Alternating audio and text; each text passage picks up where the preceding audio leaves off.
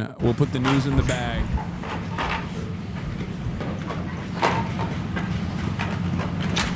Hello, everybody. It's great to be with a friend of mine who was Prime Minister of the Netherlands. I got to know him very well. We had a great relationship always.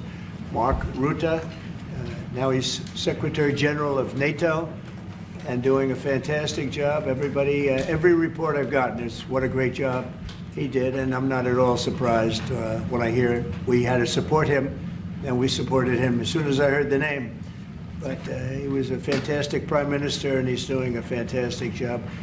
An even tougher job. Which is tougher, being the Prime Minister of Netherlands, or?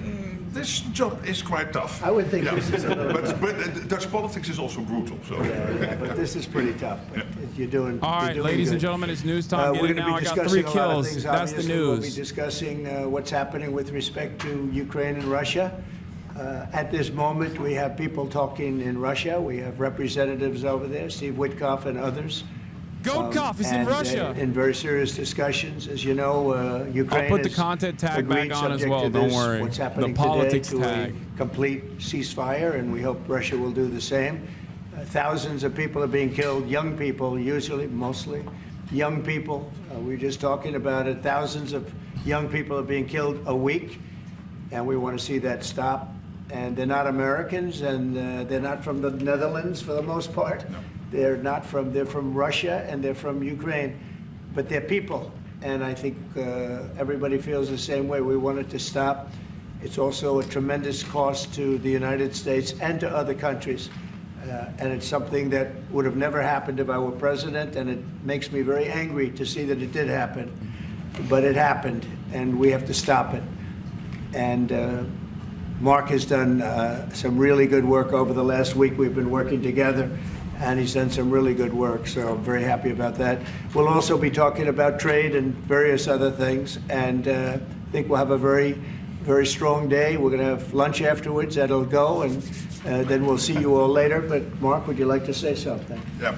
First of all, thank you so much, Mr. President, dear Donald, again for hosting me, and but also for taking time in Florida.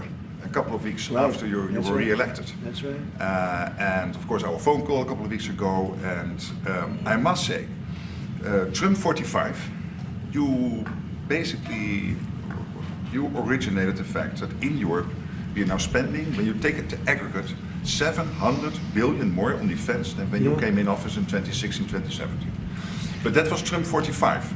But when you look at Trump 47, Gonna be hard to tell. what happened the last couple of weeks is really staggering. The Europeans committing to a package of 800 billion defense spending. The Germans now, potentially up to $500 billion extra in defense spending. And then of course you had Keir Starmer here, the British Prime Minister, and others, all committing to much higher defense spending. We're not there, we need to do more, but I really want to work together with you in a run-up to the The Hague Summit to make sure that we will have a NATO which is really reinvigorated under your leadership, and we are getting there. We also discuss defense production because we need to produce more weaponry. We are not doing enough. Not in the US, not in Europe, and we are lacking behind when you compare to the Russians and the Chinese. And you have a huge defense industrial base. Europeans buying 4 times more here than the other way around, which is good because you have a strong defense industry, but we need to do more there to make sure that we ramp up the production and kill the red tape. So I would love to work with you on that. And finally, Ukraine, you broke the deadlock. As you said, all the killing, the young people dying, cities getting destroyed. The fact that you did that you started the dialogue with the Russians and the successful talks in Saudi Arabia now with the Ukrainians. I really want to commend you for this. So, The Hague is my hometown. I love to host you there in the summer and work together to make sure that will be a splash, a real success, projecting American power on the world stage. What Mark is saying is when I first went to NATO, my first meeting, I noticed that very few people were paying. And if they were, they weren't paying their fair share. There were only 7 countries that were paying what they were supposed to be paying, worse, which not was... 3. Yeah, it's even worse. Could be even worse. But there were just very few countries that were paying, and even the paying, it was at 2%, which is too low. It should be higher. It should be quite a bit higher.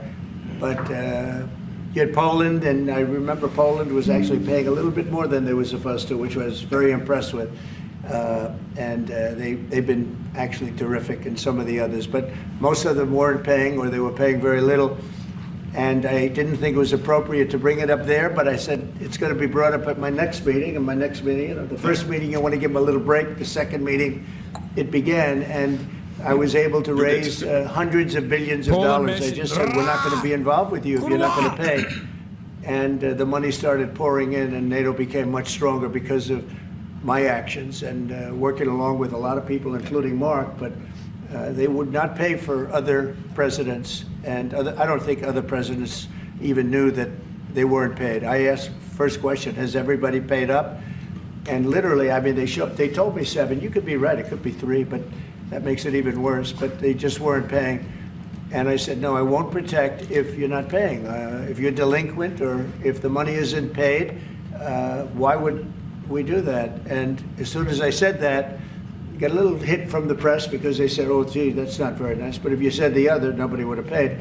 And the money started coming in by the billions. And, hundreds of billions of dollars flowed into NATO, and NATO became strong. Yeah. And you remember that. Your predecessor, who I thought was a very good man. Absolutely. Actually. Jens Stoltenberg. He sends his best greetings. He was terrific. Stoltenberg, Secretary General. And he made the statement that when Trump came in, the money started coming in like we never saw before. Hundreds of billions, actually probably close to $600 billion came in, and NATO became strong from that standpoint. And now we have to use it wisely, and we have to get this war over with, and you'll be back to a normal, much more normal life. And maybe we're close. We're getting words that things are going okay in Russia, and it doesn't mean anything until we hear what the final outcome is. But they have very serious discussions going on right now with President Putin and others. And hopefully they all want to end this nightmare. It's a nightmare. It's a horrible thing when you look. I get pictures every week. They give me the pictures of the battlefield, which I almost don't want to see. It's so horrible to see young people laying arms and legs and heads laying all over the field. It's the most terrible thing that you'll ever see. And it's got to stop. These are young people with mothers and fathers and sisters and brothers and friends, and it's got to stop. So we hopefully are going to be in a good position sometime today to have a good idea. We'll have we know where we are with Ukraine, and we are getting good signals outside of Russia as to where we are with Russia.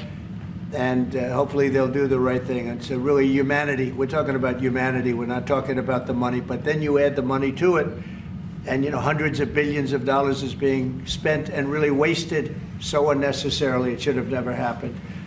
So it's an honor to have you here. They picked a great gentleman. I'll tell you, I was so happy to hear, because you had somebody. Stoltenberg was really good, and you have somebody that's going to do an incredible job. And I was so much in favor of you. You have no idea. They had another person that I did not like.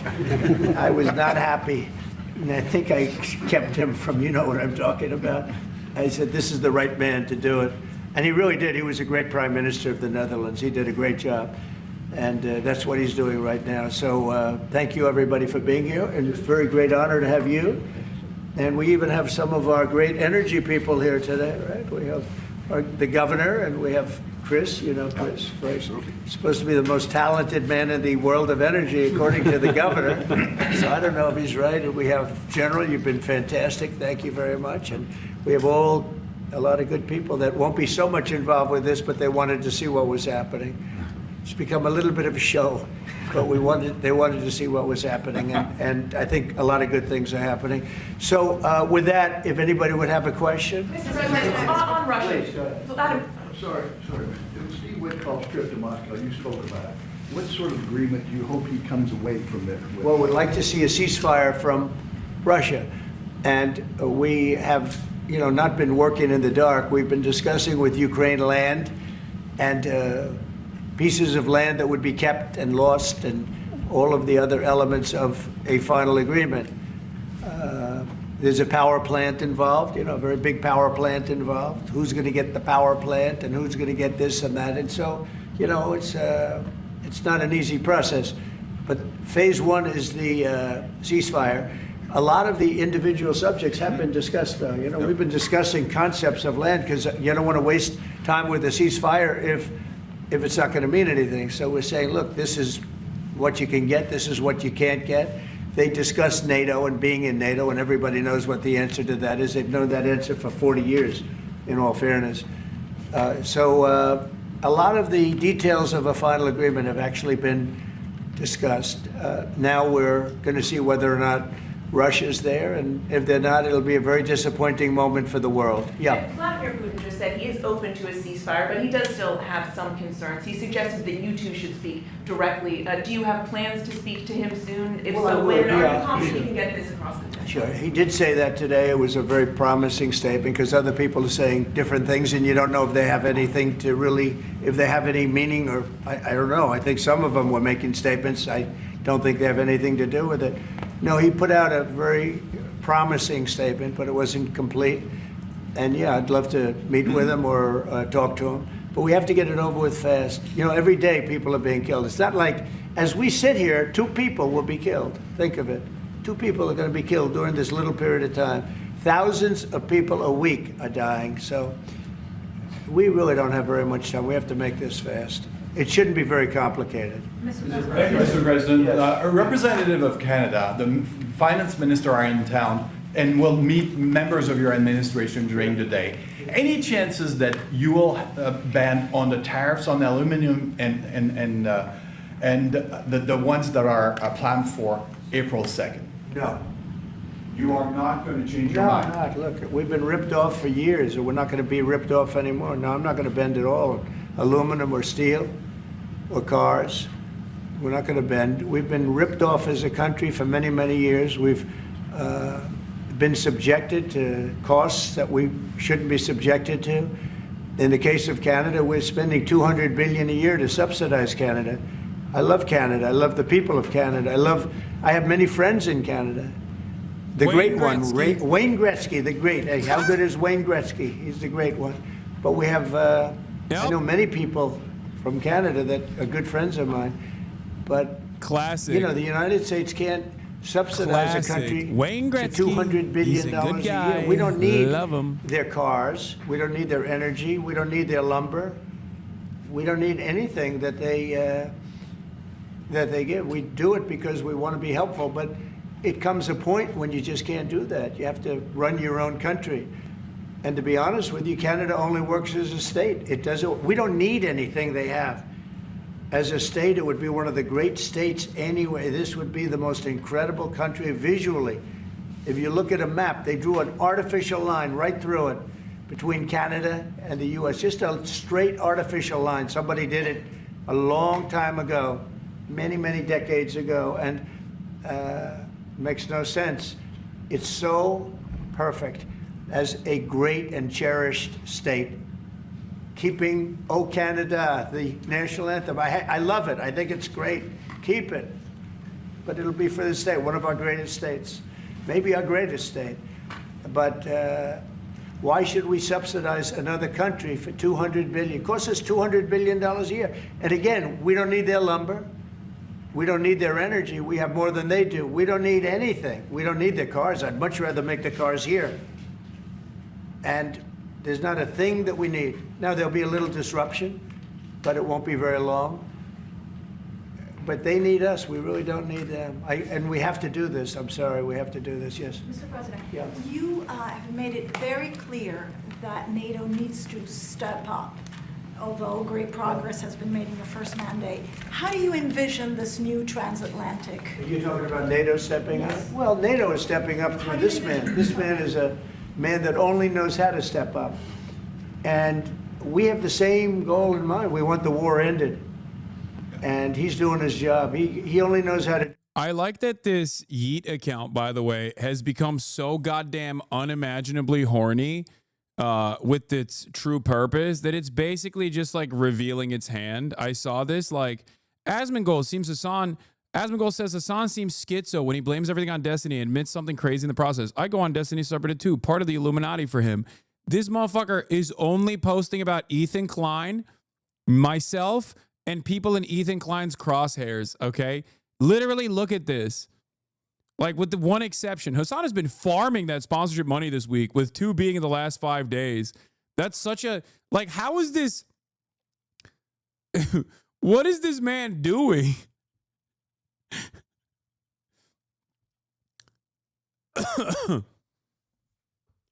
Look at this. Ethan took time out tonight to call on IG to call out Matt Lieb, who was a role on Good Mythical Morning with Rhett and Link. Asmongold denied Hassan's request to speak about Mahmoud Khalil. Here's his first attempt. Just a farm, dude. Look at this. How the fuck do people not realize this is just like a farming operation? I mean, I guess people are just also horny to hate. Brother, if you want to do a better farm job, you have to spread it out. You can't exclusively and entirely focus on people that Ethan Klein is targeting and then also put in like irrelevant random shit. You got to, every now and then you got to pepper in some, you know, real fails or whatever. You know what I mean? You can't just be posting about like every random shit that happens, every random thing that happens on my broadcast. Amazing. Why are you giving tips? Let the motherfucker fuck it up. It doesn't matter. There's no stopping these accounts. This is like one of those like this account operates in a similar capacity to one of those like stake promoted accounts. He will clip this, get hard because you notice him. I know. I mean, it doesn't really matter. He gets like 2K likes per max, but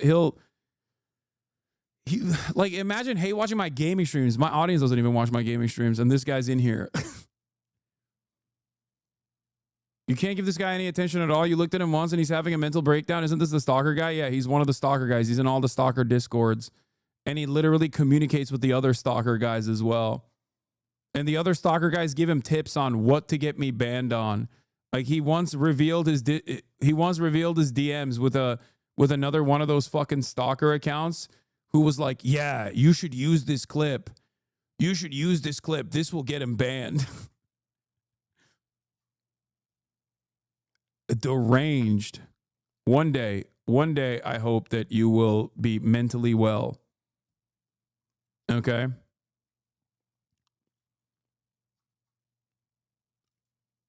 That's why I fought for him to get that job. Because they had some other candidates that I'll tell you would not have done a very good job. He just wants you to cover the news this way? Of the move for my family. Yeah. Based. Yeah. I think this guy's got some pretty good ideas. Yeah. We'll get you a clip. We're going to get him a clip of that little last statement. The rest of the statements, he doesn't care. Sir, how does this new transatlantic cooperation, how do you envision it? Well, we have, that's one thing. I mean, you know, we're on the other side of the ocean. And they're right there. And yet we're in for $350 billion because of Biden. And oh yeah, we're going to cover the Israel using sexual assault systematically as a weapon of war with infinitely more evidence, according to the United Nations Human Rights Report that just came out, 49 pages detailing the harrowing nature of sexual assault being used as a weapon in war by the Israeli occupying force later in the broadcast. And it's unfair. And I said, you have to equalize. They should equalize. They should have. It should have never happened where Biden just gave this money away. Now, as you know, we have an agreement with Ukraine on the rare earths and other things, and that'll get us something back, a lot back. It'll get us our money back. We're not doing it for that, though. I'm just doing this to get the war stopped. I'm doing it really to save lives, but at the same time, we were treated very unfairly, as we always are by every country. And we're in for very substantially more than the European nations are in for, and that shouldn't be. You know, they're much more affected by it than we are, because we do have an ocean in between. But I don't know. I think good things are going to happen. I really do. I think good things are going to happen.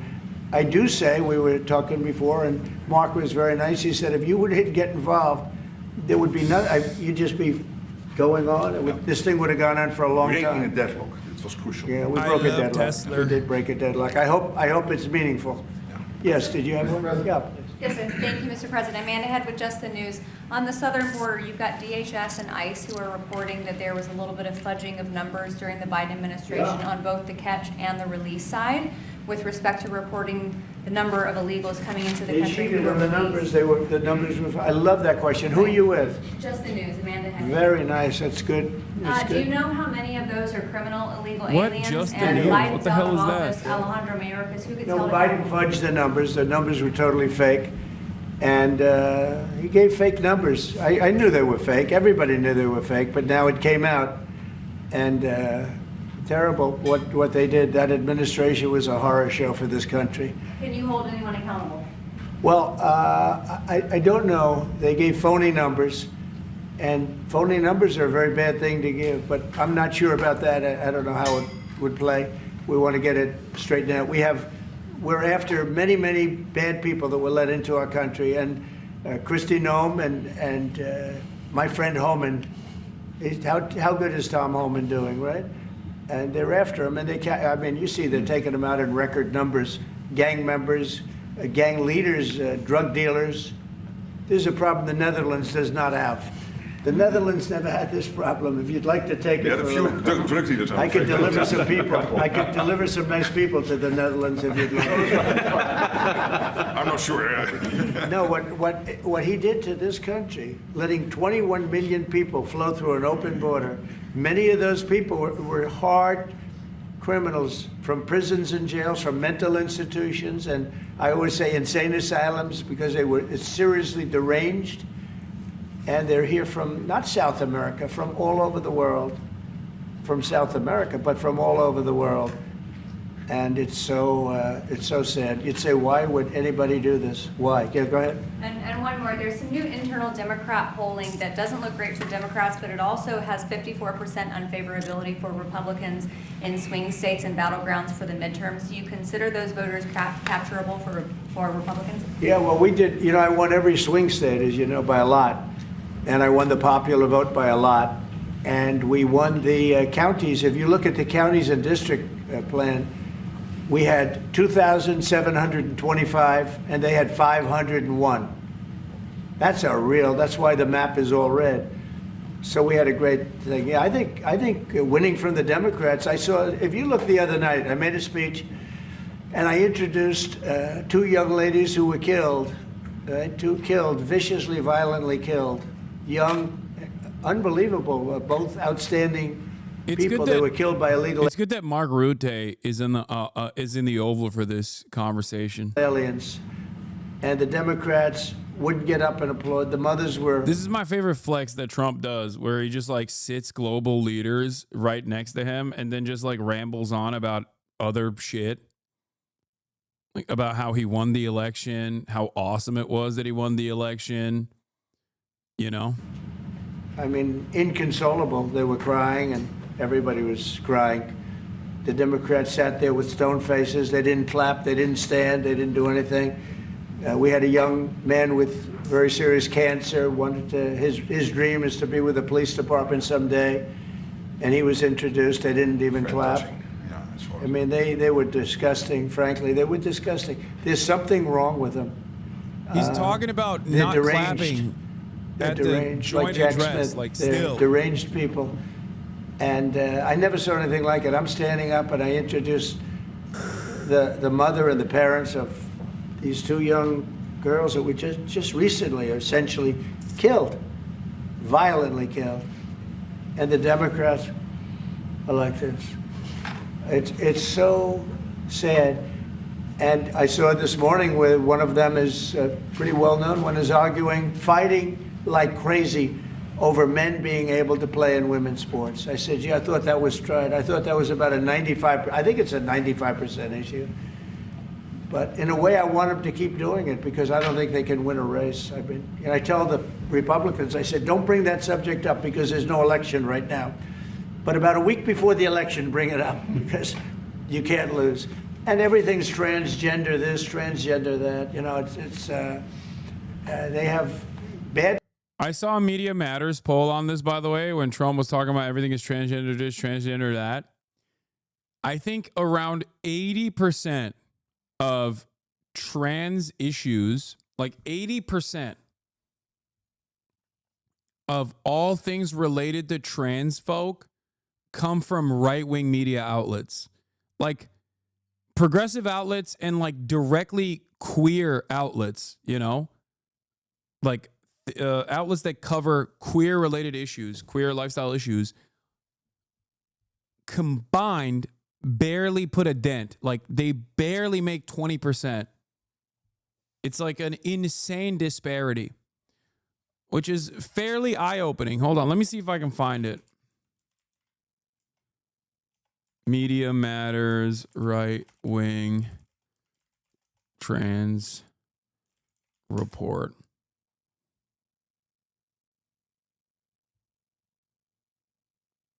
Is this it? Hold on. New analysis reveals the extent of Fox News' obsession with Trump's anti-trans orders, but this isn't even it. Hold on, let me see if I can find it.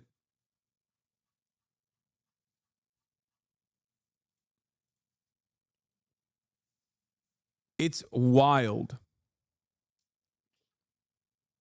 Like the content about trans people are almost entirely coming from right-wing outlets. Those are the only outlets that talk about trans people. Like they dominate the pipeline, and it's crazy because it's like, oh, here it is. Thank you. Fox News outstripped CNN, MSNBC in first month covering Trump's anti-trans executive orders, but this is not even it. No, this isn't even what I'm looking for. There's another one. Right-leaning Facebook pages earn nearly 2/3 of interaction. Yep, there it is. Right-leaning pages made 77% of the top-performing trans-related posts. Facebook interactions on all trans-related posts by page ideology from 2020 to 2021. This is an older post.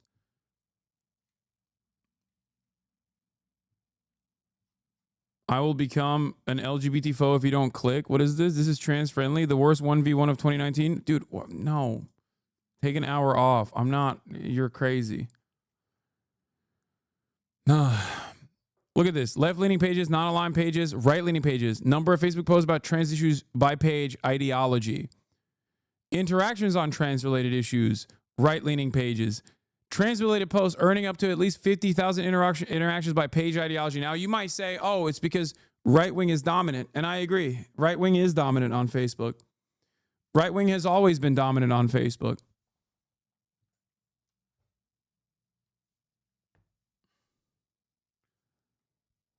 But even the number of total posts is like insane. Even the number, like the overwhelming amount of trans-related content, the overwhelming amount of trans-related interactions almost entirely comes from right-wing outlets. They talk about trans people in an obsessed manner. They talk about trans people more than anybody else. This is something that I've mentioned before. It's like they have this like almost this psychopathic obsession with trans people. They think about trans people more than trans people do. It's insane. Politics, but one thing, they stick together. You know, I wish, and the Republicans stick together mostly, but we have a couple that are grandstanders. It's a You wild always have fixation, grandstanders dude. in life. But the Democrats, they have grandstanders, but when it comes to a vote, they do stick together, right? Yes, sir. No doubt it's majority right, but it doesn't say 77-23 overall, just top performing. Yes, I apologize. It is 77% of all interactions come from right-leaning posts. Okay? All interactions overall on trans-related issues. They'll stick together on the shutdown. Will that hurt Democrats going into midterms? Well, if they do a shutdown, and ultimately that might lead to very, very high taxes, because we're talking about a shutdown, we're talking about getting to work immediately on the greatest tax bill ever passed. That was the one we did. It was a renewal, and it's an addition to it. And we're going to cut people's taxes. And if we don't open, the Democrats are stopping all of these good things that we're providing. We're providing the greatest package of benefits that this country's ever provided. The biggest part of that's going to be tax cuts for the middle class and for businesses, small businesses, employers, people that hire people in jobs. And if it's shut down, it's only going to be, if there's a shutdown, it's only because of the Democrats. And they would really be taking away a lot from our country. It takes two to tango. The irony, of course, is that if it doesn't shut down, if the Democrats concede, if they cave, if they capitulate, okay, against the Republicans on this issue, then they're basically handing the Republican Party an opportunity to defund a lot of these federal agencies, which unironically will commit the federal government to a permanent shutdown, at least on numerous agencies. So it's a very weird predicament where you shut down the government if you don't shut down the government. And from the people of our country. Mr. President, on tariffs, you made clear you're not backing down from this, but many American small business owners say they are concerned that these tariffs are going to hurt them. What's your message to them? They're going to be so much richer than they are right now. And we have many. Yesterday, General Motors was in. They want to invest $60 billion. The people from Facebook were in yesterday. They're going to invest $60 billion by the end of the year. Other people are talking about numbers. Apple, as you know, a few days ago announced $500 billion investment. They're going to build their plants in the United States, which, as you know, almost all of their plants are in China. Now they're building in the United States. Look, the reason is two things. Number one, the election, November 5th. And the other thing is tariffs. I think probably in that order. But Tim Cook came in and he announced 500, think of it, 500 billion, not million. 500 million's a lot when you think about it, right? But, well, I would have been happy with 500 million, but it's $500 billion investment by Apple in the United States. And that's because of the election result, and it's because of the tariffs and the tax incentives too, you know, tariffs and tax incentives. And I've never seen anything like it. We have plants going up now in Indiana. We have plants going up in Michigan. A lot of plants going to be planned from. I'm trying to steer them to Michigan because Michigan got so badly beaten by, you know, what happened with Europe. You know, if you look at Europe, take a look at the EU. We're not allowed to sell cars there. It's prohibitive because of their policies and also their non-monetary tariffs. They put obstacles in your way that you can do nothing about. But if you take a look at what happens, so we sell no cars to Europe. I mean, virtually no cars. And they sell millions of cars to us. They don't take our agriculture, we take their agriculture. It's like a one-way street with them. The European Union is very, very nasty. They sue our companies. Apple was forced to pay $16 billion on a case that, very much like my cases that I. That's crazy that he's mad that they sued Apple. Dog, the only reason why they get to sue Apple is because Apple is avoiding American taxes. They shouldn't have been even cases, but we felt they had no case, and they ended up having an extremely favorable judge and decision. But they're suing Google, they're suing Facebook, they're suing all of these companies, and they're taking billions of. Like, he's mad that Apple moved its facilities to Ireland because they want to use Ireland as a tax haven. And then he's doubly mad that the EU successfully extracted 13 billion euros, $14 billion in taxes from Apple. Like, what you want? I don't understand. No, we're talking about not antitrust. We're talking about the tax bill case. EU court rules against Apple in case collected 14 billion in taxes Ireland never collected. We're not talking about the antitrust one, which was also another good. That was also, unironically, another instance where European regulators actually made consumer-friendly protections that actually will help all of us in the long run. No, they sued him over a bunch of stuff. Yeah, they sued him over Universal Ports. They sued him over, I think they sued him over right to repair. Oh God, I drank way too much coffee in the morning. But yeah, he's complaining that the EU courts sued Apple for taxes that they didn't pay to the EU, The reason why Apple's even paying taxes to Ireland is literally because they use Ireland as a tax haven. Dollars out of American companies, many more than the ones I just mentioned. And I guess they're using it to run Europe or something. I don't know what they're using it for, but they treat us very badly. China obviously treats us very badly. Almost everybody does. And I blame past presidents, to be honest. Because when I was president, we received so far about $700 billion from China over the years on the tariffs that I put in. No other president got 10 cents from China. And that was only beginning, except for COVID. I would have been able to finish the process. But we had to fight the COVID thing, and we did really well with it. But we had to fight. And then we had actually, as you remember, Mark, we actually handed over the stock market. It was higher than just previous to COVID coming in, which was sort of a miracle, frankly. We did a good job. But the tariffs are very important. And I think the psychology, there's great spirit. When Mark came in, he said, congratulations, there's a whole new spirit, there's a whole new light over this country and really over the world. Because you have somebody that, a whole group of people really, because I talk about this whole group that we know. Can you please emphasize to your audience that Trump is a liar and an idiot? Mark Rutte is not a good guy. He's a sociopathic demon who destroyed our country for 14 years. Fuck him. And his motor, yeah. Yes, I think I emphasize it quite a bit. What we're doing, and a lot of great things are happening, but I've never seen investment like this. Trillions of dollars is being invested in the United States now that would have never, our country could have failed. Another 4 years of this, what happened in the last 4 years, our country would have been a crime-ridden mess. And I don't know if you noticed, little thing they call it, but it's not a little thing if you like eggs and you don't have a lot of money. Eggs have gone down 25% in the last couple of weeks. We inherited that problem, eggs. Groceries have gone down a little bit. Energy's gone down. Do you want to speak to that for a second, Governor? Would you just say a couple of words, you and Chris, about energy, what's happened? Well, happy to, but I think that Chris and I just came from CERAWeek, which is the largest conference in the world. So global leaders, people from the EU, officials from all the energy producing countries, all there, and all the global nationals, all the US.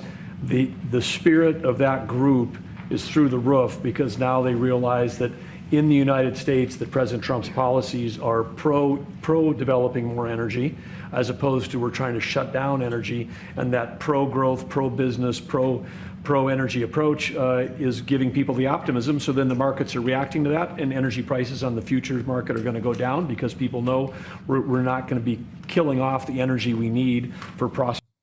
As much as I'm excited as a Bergamaniac for holding space, it's hard for me to be supportive of the statements that I'm hearing, Prosperity in all of our countries, but also for peace.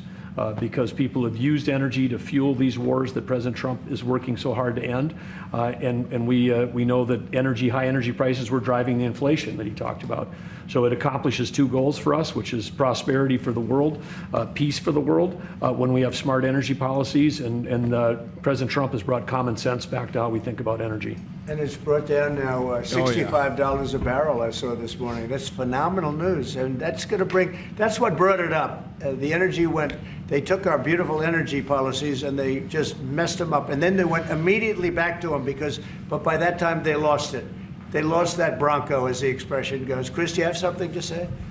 Oh, I think Doug said it well, but you just can't overstate how important the return of common sense, the return of knowledge about energy and pro-American consumers, pro-investment in our country. I think globally that was welcomed. It means capital flows, it means more sobriety and lower energy prices, more economic opportunity for Americans. So yeah, it was an elated atmosphere at a global energy conference. Well, we're working on one project. It should be very easy. It's a pipeline going through a small section of New York. New York's held it up for years, actually, for years. They've wanted to do it for years and years. And it will reduce the most expensive energy almost in the world is in New England because they have no way of getting it there because it's been held up by New York.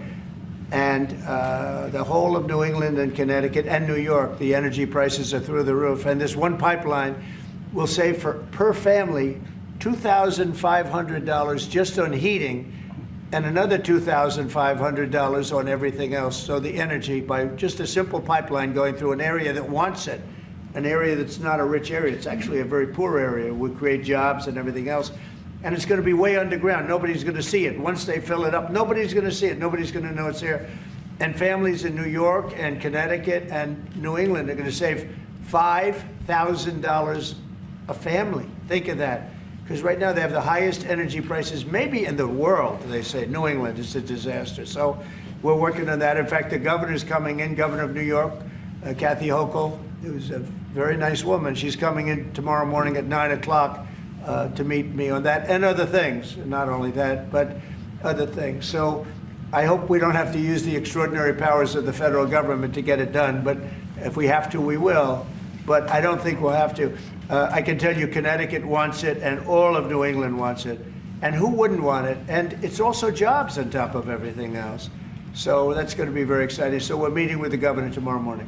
Mr. President, some people question. Thank you, Mr. President. Greenland. What is your vision for the potential annexation of Greenland and getting them potentially to Well, I think it'll happen. And I'm just thinking, I didn't give it much thought before, but I'm sitting with a man that could be very instrumental. You know, Mark, we need that for international security, not just security, international. We have a lot of our favorite players, cruising around the coast, and we have to be careful. And we'll be talking to you. It's a very appropriate, really a very appropriate question. There's an Thank issue you in the very high much. north, so the Arctic. So what you did, so when it comes to Greenland, yes or not joining the US, I would leave that outside for me, this discussion, because I don't want to drag NATO in that. But when it comes to the high north and the Arctic, you are totally right. The Chinese are now using these routes. We know that the Russians are rearming. We know we have a lack of icebreakers. So the fact that the outside Russia, there are 7 Arctic countries working together on this under US leadership is very important to make. NATO Secretary Labs as Trump threatens to annex Greenland, Denmark, NATO country.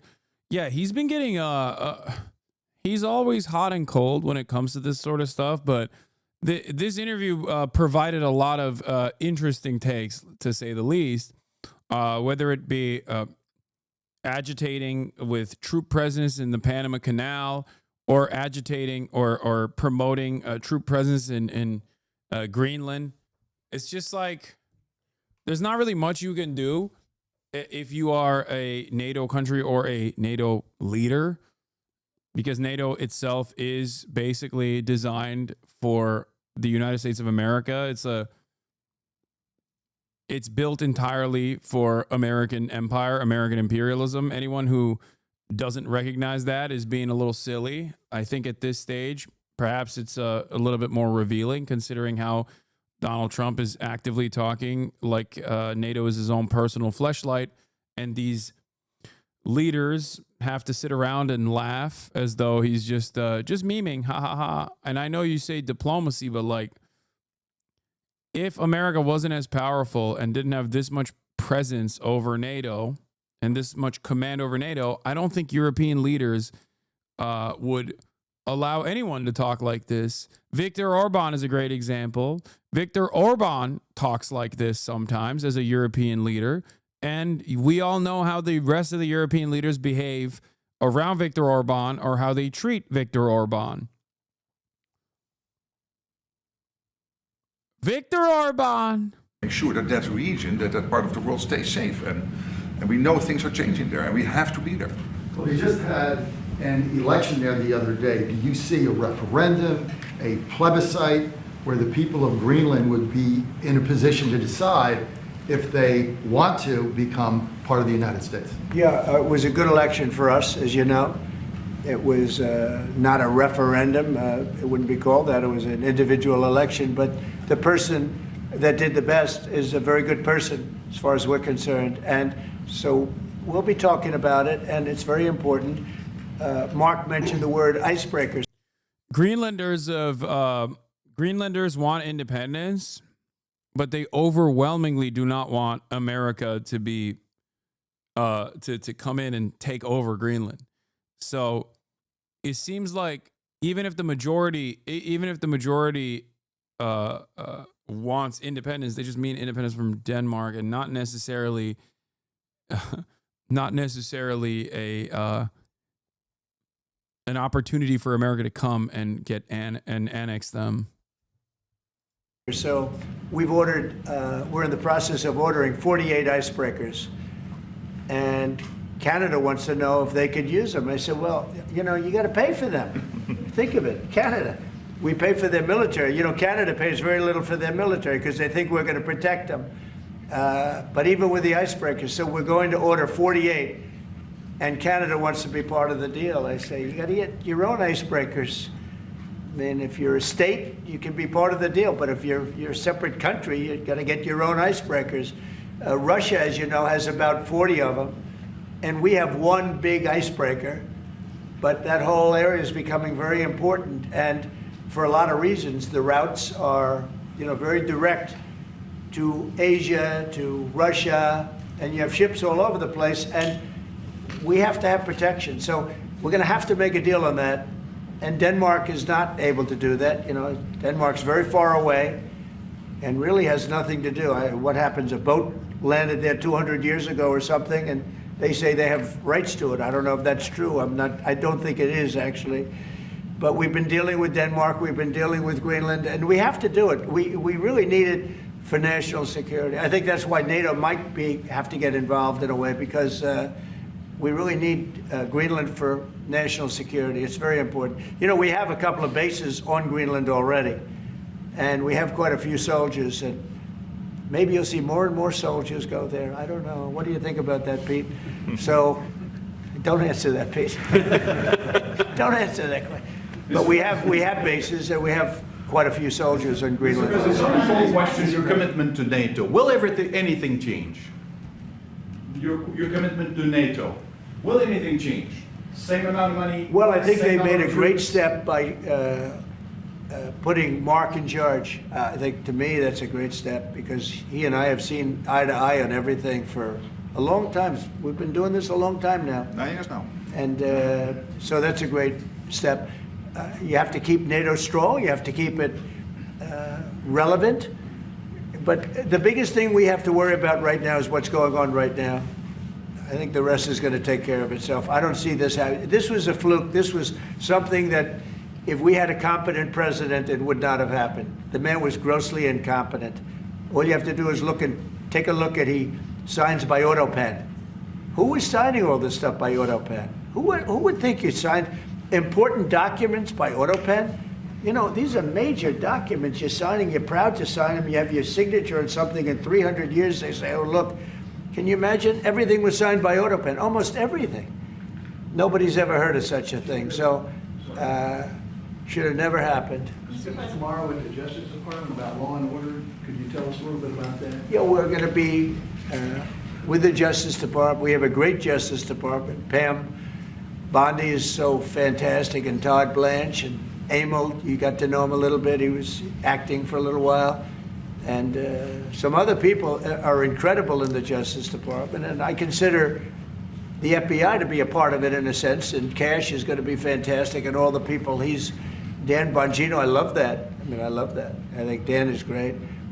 I think we have unbelievable people, and all I'm going to do is set out my vision. It's going to be their vision, really, but it's my ideas, and basically we don't want to have crime in the streets. We don't want to have people pushed into subways and killed, and then the person that did the pushing ends up in a 15-year trial and gets off scot-free. We want to have justice, and we want to have safety in our cities as well as our communities. And we'll be talking about immigration. We'll be talking about a lot of things, the complete gamut. So I look forward to that. That'll be tomorrow at the Justice Department. Mr. President, you're a man of peace. You said it several times, and you made it very clear. A man of peace dealing with belligerent people. Yeah. And I'm thinking, we saw how you handled Zelensky in this very own room. What is your leverage on Putin? Are you thinking sanctions? I'm going to throw up, dude. Every question has to be prefaced a million times over with, like, every question has to be prefaced with so much glaze that you can barely hear them over the spittle. It's wild. What if he refuses to? Well, I do have leverage, but I don't want to talk about leverage now, because right now we're talking to him, and based on the statements he made today, they were pretty positive, I think. So I don't want to talk about that. I hope Russia's going to make the deal too. And I think once that deal happens, you're never going to be in a process. I don't think they're going back to shooting again. I really believe if we had if we get a peace treaty, a ceasefire treaty, I think that leads to peace. That's going to really lead to peace. I don't think anyone wants to go back. They've been doing this for a long time, and it's vicious and violent. And I think if President Putin agrees and does a ceasefire, I think we're going to be in very good shape to get it done. We want to get it over with. That's why it was very important what I instructed everybody, including Steve, what we're looking for, to discuss concepts of land, concepts of power plants, because it's complicated. You know, you have a whole, you're sort of creating the edge of a country. The sad part is that country, if this didn't happen, and it wouldn't have happened, I don't know if they would have to give anything back. I guess Crimea, you know, I said it last time, Crimea was given by Obama. Biden gave him the whole thing, and Bush gave him Georgia. And Trump didn't give him anything. I gave him, you know what I gave him? I gave them javelins. And the javelins were very effective, as you know. I gave them nothing. 2019. And then also, if you take a look, I was the one that stopped the pipeline going into Europe. It was totally stopped. Nord Stream 2, nobody ever heard of Nord Stream 2 before I came along. He's like, But I got along I'm the most anti-Russia. very well with President Putin. I got along with most of them. I get along great with President Xi. I got along great with Kim Jong-un. I got along great with all of them. And we had no wars. We had no problems. We wiped out ISIS in record time. General Raisin Kane, and he wiped them out, and he was going to be our new chief, right? He's going to be the head of Joint Chiefs of Staff, and he's a highly respected man. He's going to be great. Pete's going to be fantastic. I have no doubt about it. We have a great team, really great team. Yeah, please. Go ahead, please. Mr. President, some of our allies have said that they're worried that they could be the next to be attacked by Russia. You've spoken directly with the Russian president. Yeah. Do you think those fears are justified? No, I don't. I think when this gets done, it's done. They're going to all want to go home and rest. I don't see it happening. Nope, I don't see that happening. And we'll make sure it doesn't happen. Not going to happen, but we'll make sure it doesn't happen. Yeah, go ahead, please.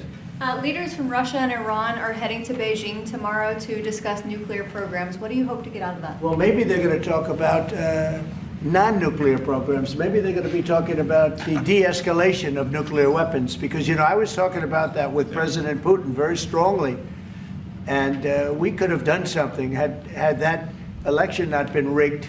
We would have had something. I think I would have made a deal with Putin on de-escalation, denuclearization, as they say, but we would have de-escalated nuclear weapons, because the power of nuclear weapons is so great and so devastating. And right now, Russia and us have by far the most, but China will catch us within 5 years. China doesn't have, but they're in the process of building, and they build. And within 4 or 5 years, they'll probably have the same. And by the way, this is a Republican tradition. Ronald Reagan, when he negotiated with Gorbachev in the 1980s about bringing down the number of nuclear weapons, it's what you have been doing your first term, and it is important. It would be a great achievement if we could bring down the number. We have so many weapons, and the power is so great. And number one, you don't need them to that extent. And then we'd have to get others, because, as you know, in a smaller way, Kim Jong-un has a lot of nuclear weapons, by the way, a lot. And others do also. You have India, you have Pakistan, you have others that have them. And we'd get them involved. But we started off with Russia and us. We have by far the most. And we were going to denuclearize. And that was going to happen. And then we were going to China. And I spoke to China. I spoke to President Xi about it. And he really liked the idea. North Korea mentioned POG. Once again, DPRK getting a seat at the table again. You know, he'd like not to spend trillions of dollars building weapons that hopefully he's never going to have to use. And because they are very expensive also. So that would have been great. Okay, one or two more. There's been tension in the... Thank you. We're looking at an impending government shutdown Friday at midnight. Yeah. Democrats for 30 years straight have said if there's a shutdown, bad things happen.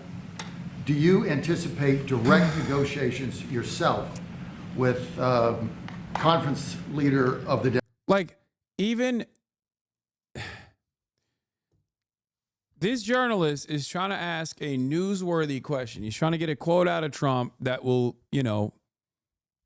that will actually be newsworthy, right? Will you actually face-to-face negotiate with the Democrats?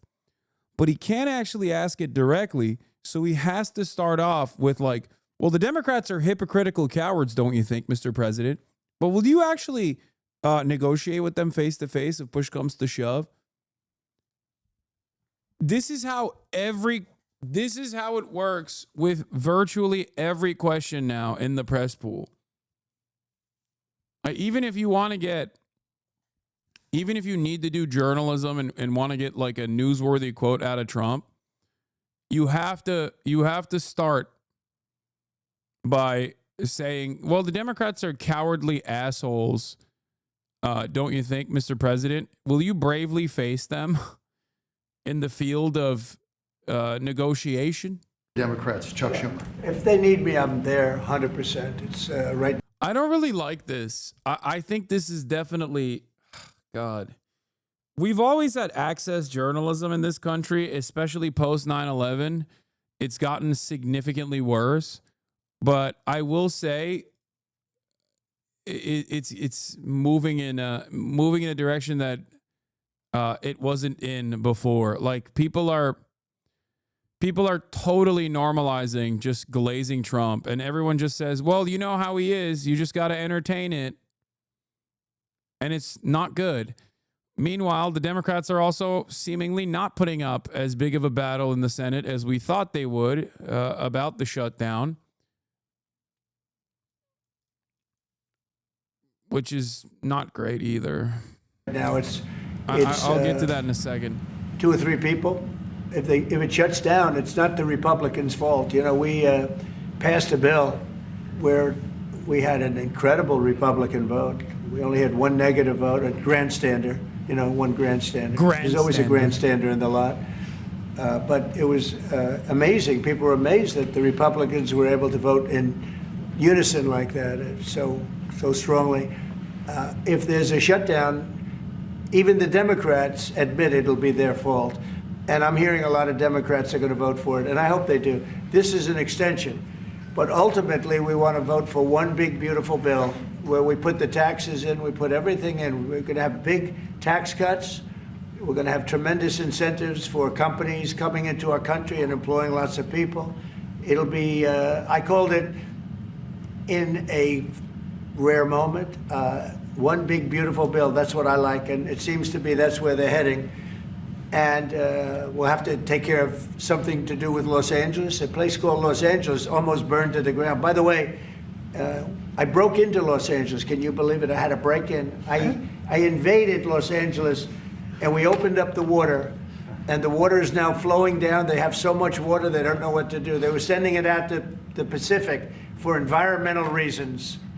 Okay, can you believe it? And in the meantime, they lost 25,000 houses. They lost, and nobody's ever seen anything like it. But we have the water. I'd love to show you a picture. You've seen the picture. The water is flowing through the half pipes. You know, we have the big half pipes that go down. 25 years ago, they used to have plenty of water, but they turned it off for environmental reasons.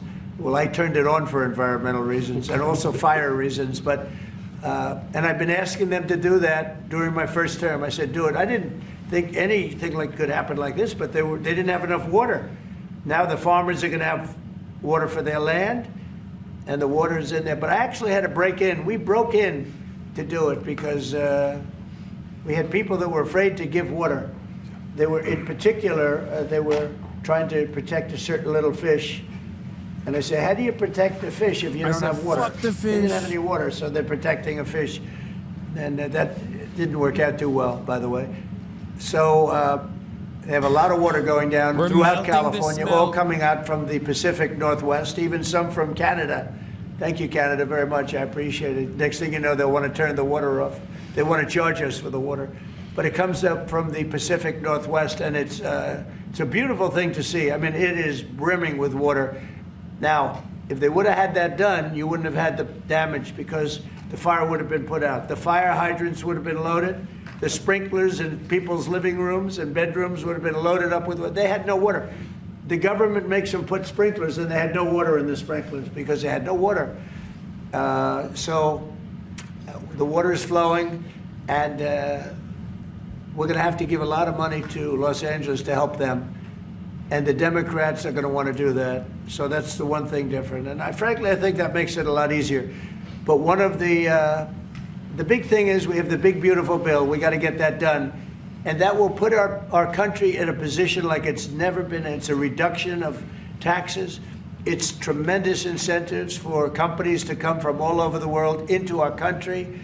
It's great environmentally, but it's not this environmental scam that we went through, that we all went through. It provides for everything. It's a big, beautiful bill, and I hope we can get it approved, and that'll be next. But in the meantime, we have the continuing resolution, and the Republicans have approved it, and now the Democrats have to approve it, and I hope they will. And I think a lot of them, I can tell you, they want to. I've spoken to some of them. They really want to. Their leadership may not want them to. And if it closes, it's purely on the Democrats. One more? On Korea, sir, we've seen tension increasing in the peninsula. You've talked about Kim Jong-un. Do you have any plans of re-establishing the relationship you had during the first mandate? Well, I would. I had a great relationship with Kim Jong-un, North Korea. If I wasn't elected, if Hillary got in, you would have had a nuclear war with North Korea. He expected it. He expected it. And they said, oh, thousands of people. No, millions of people would have been killed. But I got in. We went to Singapore, we met. We went to Vietnam, we met. We got along really good. We had a very good relationship, and we still do. We still do. You don't have that threat that you had. I mean, look, when I was running the first time, it looked like there was going to be a war with North Korea. You know that better than Tensions were high. Yeah. And everybody it started was startled that you invited him for talks. Right. But you did. It started off very rough. And he wouldn't meet with Obama, wouldn't take his calls. I said, how many times did you call? They called a lot. He wouldn't take their call. He told me I wouldn't take his call. But with me, it did start off rough, if you remember. Very rough, actually, very nasty. There was a Singapore. And yeah, but then, no, before that, then it stopped. The rhetoric was extremely tough. It was... You had it was a little speech bit in the UN, I remember. Yeah, that's right. It was a little bit dangerous. And then we met. They asked for a meeting, and we met. And the meeting caused the Olympics, which was in South Korea, to become a tremendous success. Nobody was buying tickets for the Olympics because they didn't want to be nuked. And I met, and not only did the Olympics become successful, but North Korea participated in the Olympics. His sister visited. It was an amazing thing. And that was something that was an achievement of the Trump administration, great achievement. And so I have a great relationship with Kim Jong-un, and we'll see what happens, but certainly he's a nuclear power. Okay? Thank you very much, everybody. Thank you. Thank you very much.